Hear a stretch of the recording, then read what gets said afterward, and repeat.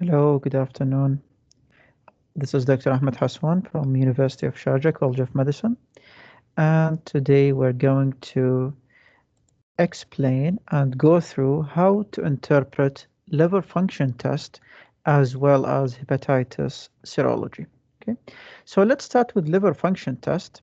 And before actually we dig deep into the interpretation of this test, let's revise a little bit about the basic anatomy of the biliary tree because this is what we will be needing mainly uh, that will help us in understanding the interpretation. So first of all, as you can see, within the liver, we have ductules that could actually take the bile from the liver and deliver it to the biliary system. Now, finally, we have two major or main hepatic ducts, the right one and the left one. They actually conjoin and form the common hepatic duct. And actually, after that, they will join the cystic duct, which actually comes from the gallbladder itself, and then together form the common bile duct. Now, the common bile duct actually it opens at the very uh, second part of the duodenum at the ampulla of water. And at the very end of the common bile duct, it opens the pancreatic duct, which drains the exocrine pancreatic juices. Okay, so this is basically the simple biliary tree that we're going to depend on while we interpret the liver function test.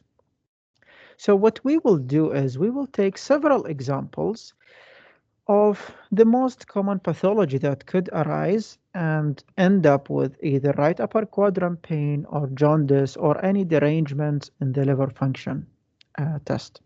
So we will take the example of a gallbladder stone that will dislodge in multiple levels and with variant levels of obstruction, and we will see how would that reflect on the liver function test and what derangements do we expect. So first of all, let's take an example of a small stone. As you can see, this red spot, it represents a gallbladder stone or a gallstone, and it is dislodging at the neck of the gallbladder, but it does not fully, obstruct the way. Okay, so it's either at the neck of the gallbladder or it's somewhere in the common bile duct, but the point is it's not large enough to fully obstruct the way. So let's take a look. How would that affect us? So let's take a simple scenario of a 45-year-old female presenting with right upper quadrant pain. So let's say that this is a common scenario for all of the upcoming, let's say, possibilities or differentials. So first of all, the example that we just took where there is a gallstone that does not completely obstruct the way, we have three main parameters that we should take a look at in order to decide what is what is the most likely diagnosis. First of all, is there fever or leukocytosis? Of course, these two are signs of infection and inflammation. And then we will take a look at the liver enzymes. And then finally, we will take a look at the amylase or lipase, which are the pancreatic enzymes. So in our case, actually, all are negative. So there was no fever leukocytosis, liver enzymes negative here, it means normal, so no derangements, and then no elevation or derangement in the pancreatic enzymes. So this case would be called a biliary colic. So simply there is a small stone that is not large enough to form a complete obstruction. That's why all what the patient would be complaining of is on and off or colicky pain in the right upper quadrant. But if we do the test, everything will be normal. Let's take a second example. Now let's say that the gallstone is large enough now to dislodge the cystic duct and actually completely obscure it or completely actually occlude it. So what will happen? Any secretions within the gallbladder will be accumulating inside the gallbladder.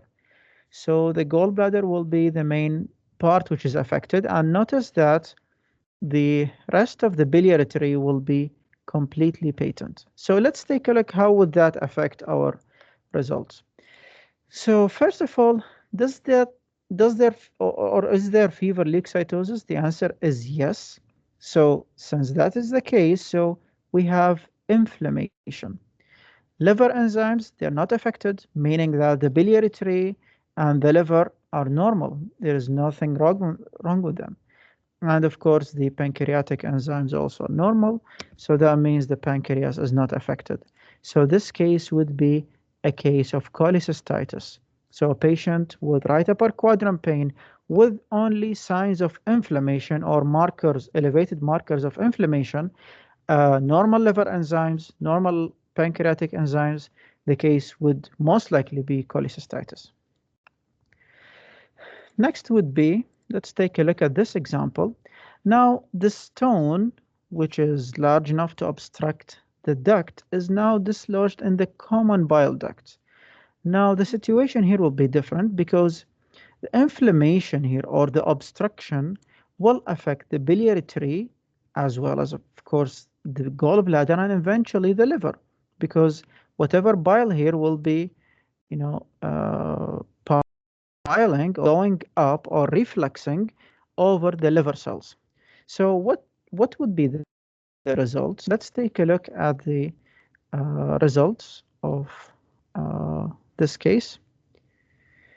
So I'm sorry. Yes, okay. So here we have fever leukocytosis. Yes, it's positive. So simply we have an infection.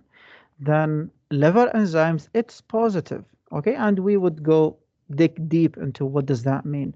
And then of course amylase and lipase are negative because as you can see, this is proximal to the opening of the pancreatic duct, so the pancreas will not be affected. Okay, so let's go back and take a look. Now, if we see this type of derangement of finding infection at the same time we have liver enzymes are disrupted or deranged, then we have two main differential. Either this is cholangitis, which means inflammation in the biliary tree, or actually this is hepatitis, where this is an inflammation in the liver. Okay. So what could tell us apart? What could say this is cholangitis or this is hepatitis? Now let's take a look at this because the liver function test, this is what we will focus on. So we have something called the hepatic enzymes, which are the ALT and the AST. On the other hand, we have something called the post-hepatic enzymes, which are the alkaline phosphatase or the ALP and the GGT. Now, all of these four enzymes, they should be included within the LFT. And these are the ones who will tell us if we have any pathology either in the liver or in the biliary tree. So as we will see with the case scenarios following, if the ALT and AST are more elevated, then this is most likely a hepatic pathology. Mainly, we would say hepatitis. On the other hand, if the ALP and GGT are the ones who are mostly elevated, then this is a post-hepatic pathology pertaining mainly to the biliary tree or to the common bile duct, to be specific. Okay, so that will be obvious, hopefully, and clear when we have some case scenarios. So next is we will go with a fourth, let's say, possibility, and we would see how would that make it any different. So now we will have an example of a stone that will dislodge this time in the actually very distal end of the biliary tree, which is the ampulla of water. And as you can imagine, and forgive me, it's taking some time to switch the slides.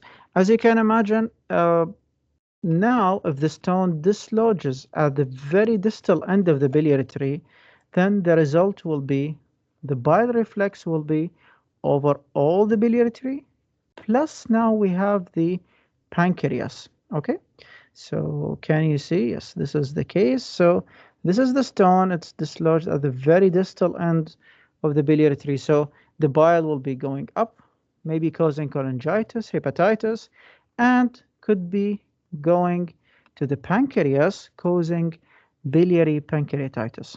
Okay, so the bile will be refluxing as well as the pancreatic enzymes. So if we take a look at the interpretation, we would see that all of them are positive. So there will be febrile excitosis, clearly, and liver enzymes will be deranged because this will also affect the biliary tree, most likely the posthepatic enzymes. And finally, the amylase and lipase are positive here, which will signify the involvement of the pancreas. So this is a case of pancreatitis. So that was a very, let's say, brief idea about how to go through the cases or how to have a general idea about uh, which one of these is the most likely diagnosis, because usually the scenario will be the same. A patient with right upper quadrant pain, and you will be given such investigations. Now, one important point we did not mention is jaundice. Now, which case should we have jaundice? Is it with biliary colic, with cholecystitis, cholangitis, hepatitis, pancreatitis? Actually, to form jaundice, as you recall, now jaundice, it has three types, let's say, prehepatic with hemolytic anemias, which we're not concerned with today, or hepatic, which is most commonly with hepatitis, so the liver will not be able to conjugate the bilirubin.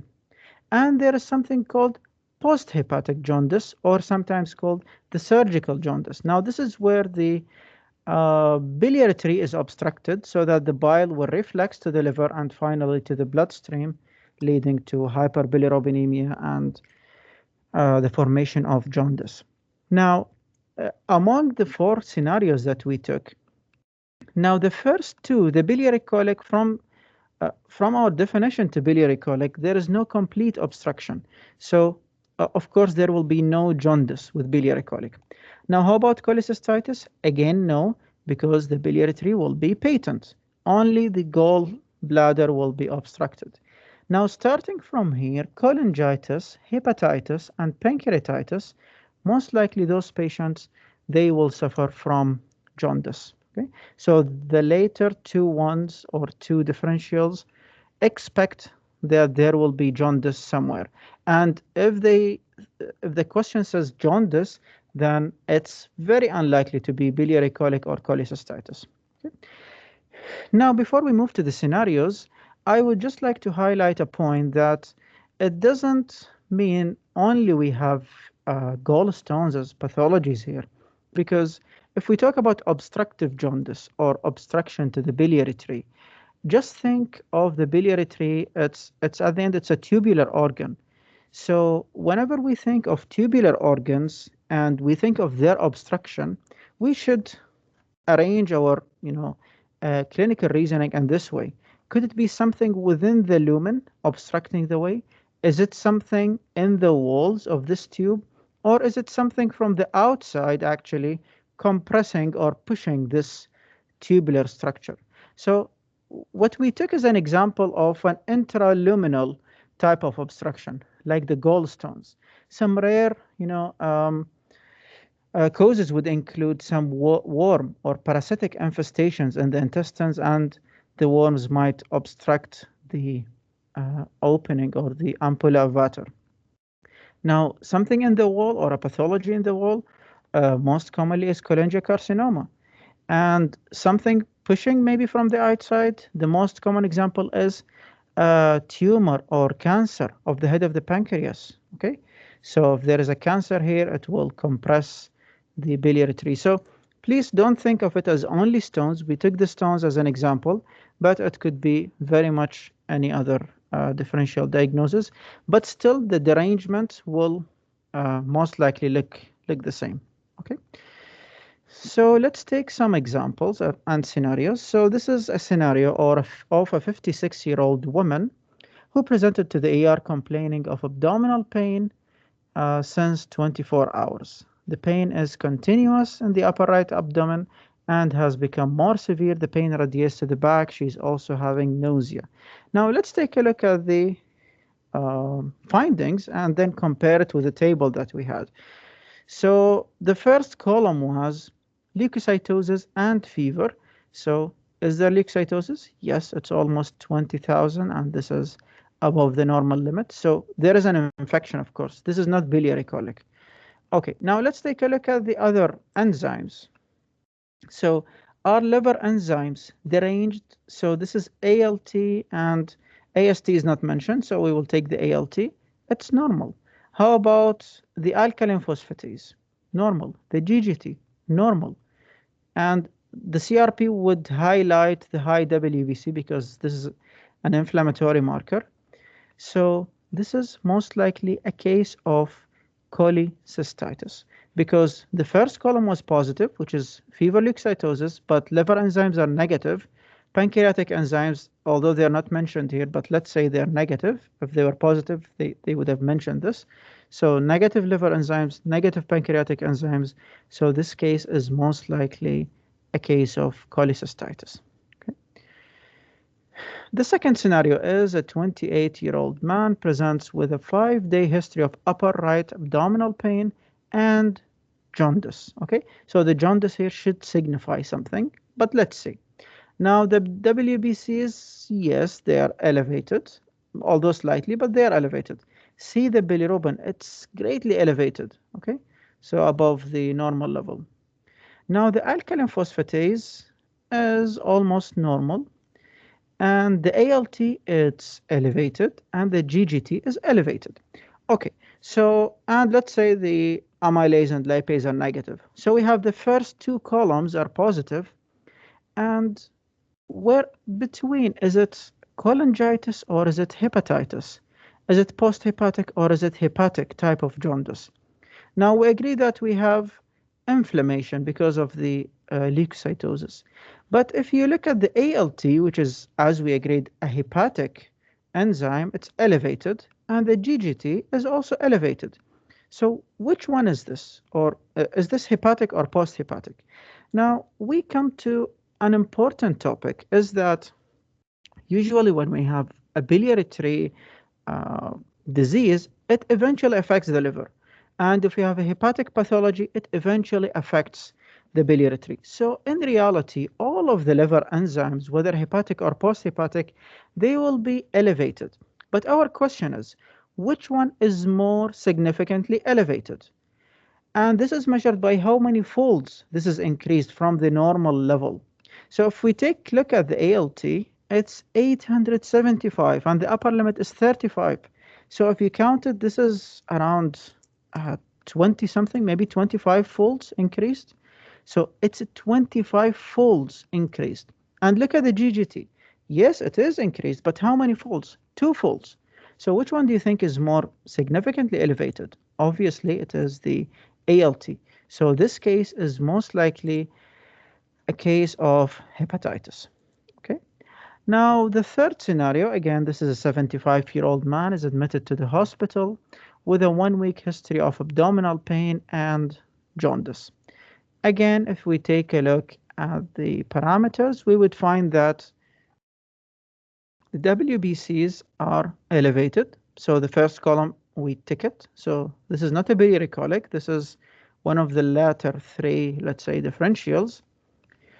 The bilirubin is greatly elevated, and we said this is very unlikely with cholecystitis. So we're left with hepatitis and or cholangitis and pancreatitis. Now take a look at the ALT. It is again elevated slightly. And take a look at the GGT. It's greatly elevated. Now are the liver enzymes normal? No, they're not normal. And yes, the alkaline phosphatase, it's also elevated.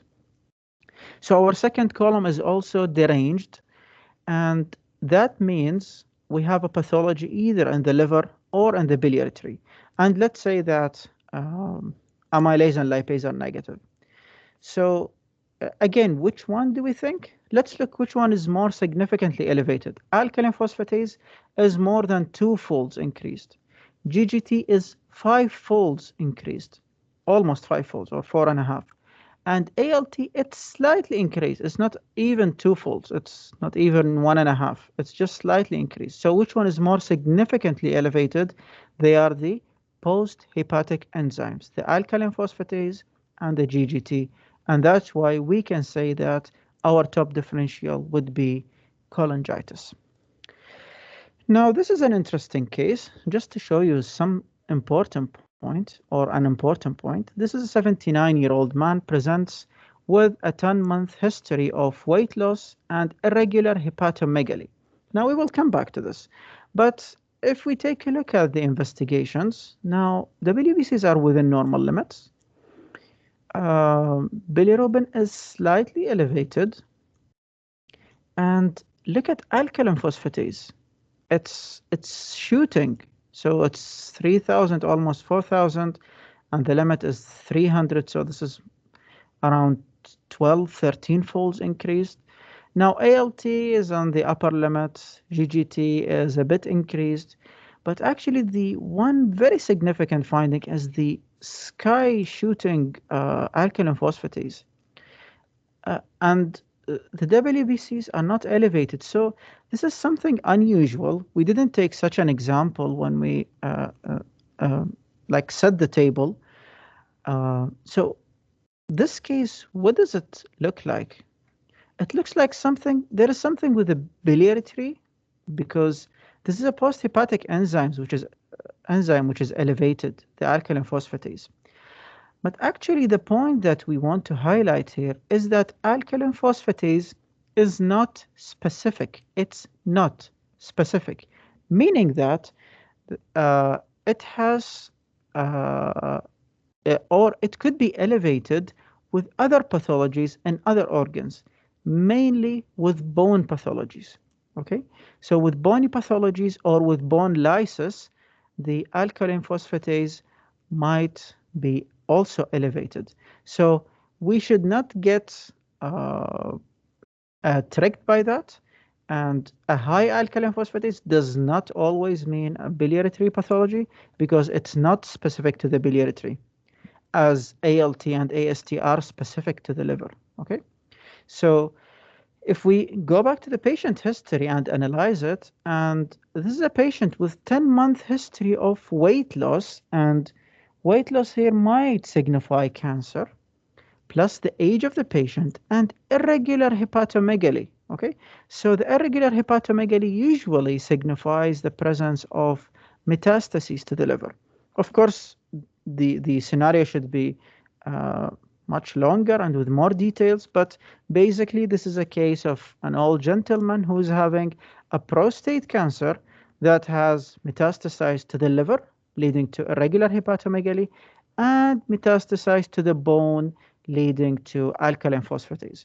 Again, the idea here is not to diagnose prostate cancer or secondary liver mets. The idea is to know that alkaline phosphatase is not specific to the biliary tree.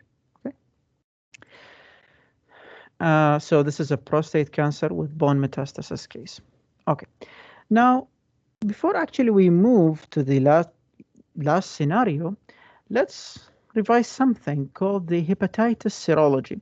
Now, we stopped at the level of saying hepatitis and cholangitis, but let's dig more and see if the patient is having hepatitis, how do we know the status? And by the status, we mean, is the patient currently infected or no?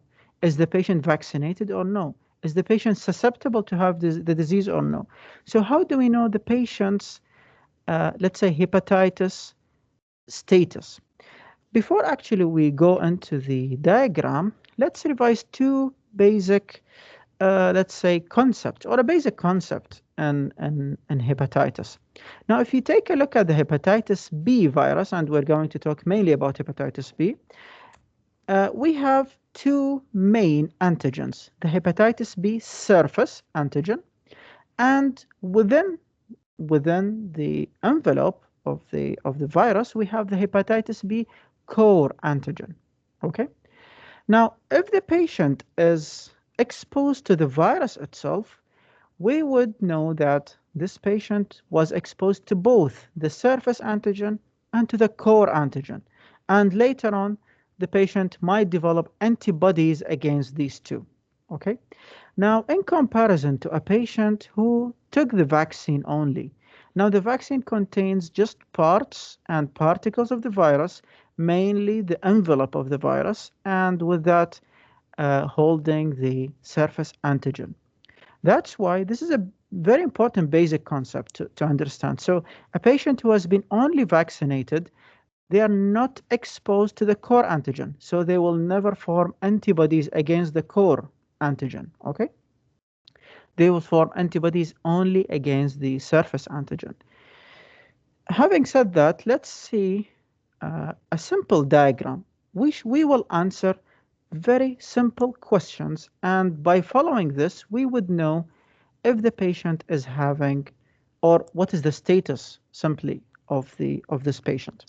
So first of all, let's start with hepatitis B core antibody. Okay, so this is the hepatitis B core antigen, but we're not looking for the antigen itself. And by the way, usually the hepatitis B core antigen is not easily found, and usually we cannot detect it in the bloodstream. That's why we depend on the antibody that our body forms against the core antigen. Okay? So, first of all, we would ask ourselves, does this patient have antibodies to the core or no? If it's negative, it means a very simple basic fact. This patient was not exposed to the virus. Okay? Because if the patient was exposed to the virus, eventually he will develop antibodies against the core antigen. So this patient, if he's negative, it means that the patient was not infected, was never infected before. And is that the end of the story? No, we would ask another question. Now, does this patient have hepatitis B surface antibodies?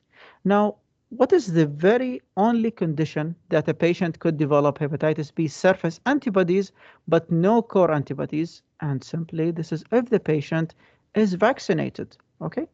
So, if the patient is negative, then it means that he's susceptible. He's not neither vaccinated, he's neither infected. But if it's positive, it means that this patient is vaccinated. Okay. So again, the patient does not have core antibody or antibodies against the hepatitis B core antigen. It means that this patient was never infected, was never exposed to the virus. Then we will look at the hepatitis B surface antibody. So if the patient has developed antibodies, it means that simply he is vaccinated, because this is the only way that a patient could develop antibodies to the surface but not to the core, that he is only vaccinated and we have only injected this patient with the surface antigen.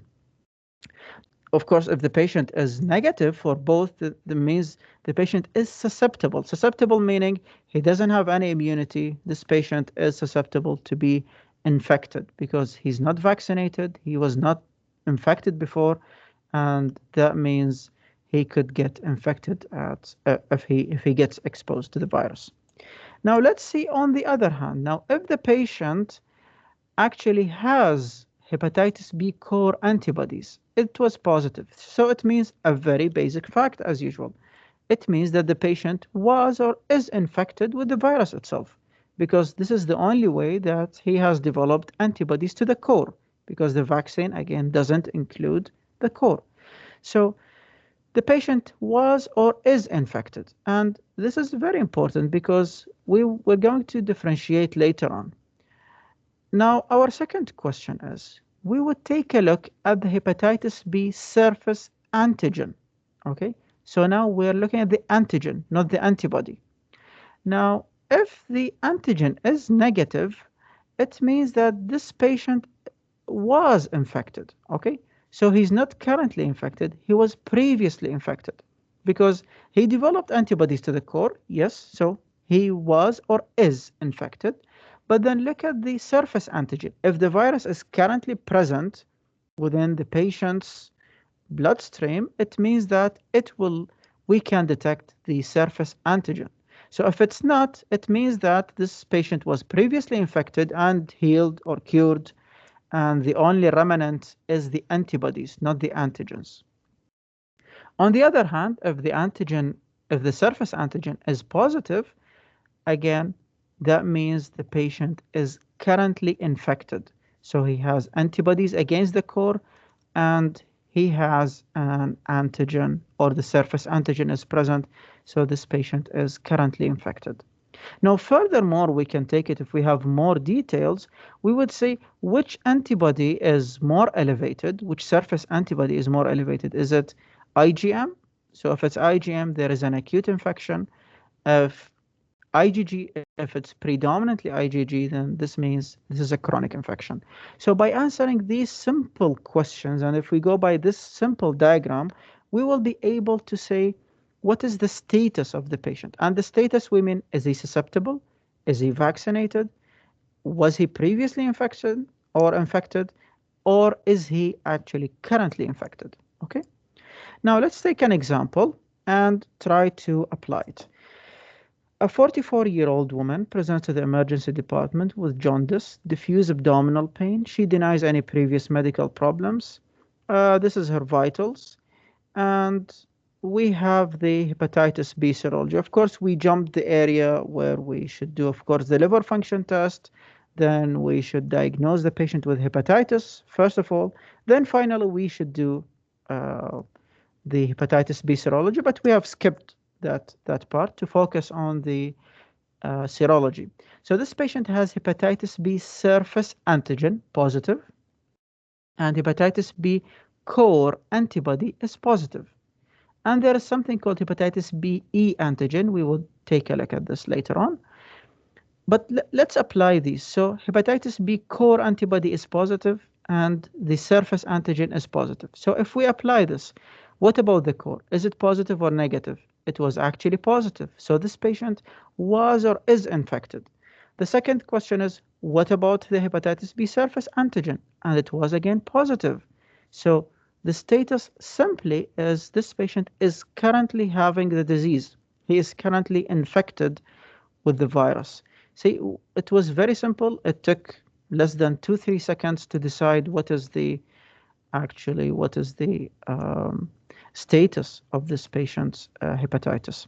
Now, if we go back to the results, again, there was something called hepatitis B E antigen. Now, this would indicate the replication of the virus. So when it's positive, it means that the virus is currently or actively replicating. Okay. And again, just to emphasize on the point that hepatitis B core antigen is not detected in the bloodstream, or at least in the current, let's say, investigations and modalities that we have, we cannot detect it in the bloodstream. That's why we use always the hepatitis B core antibody. Okay, so I hope this was clear and beneficial. Thank you very much for listening, and see you in other topics. Okay, take care.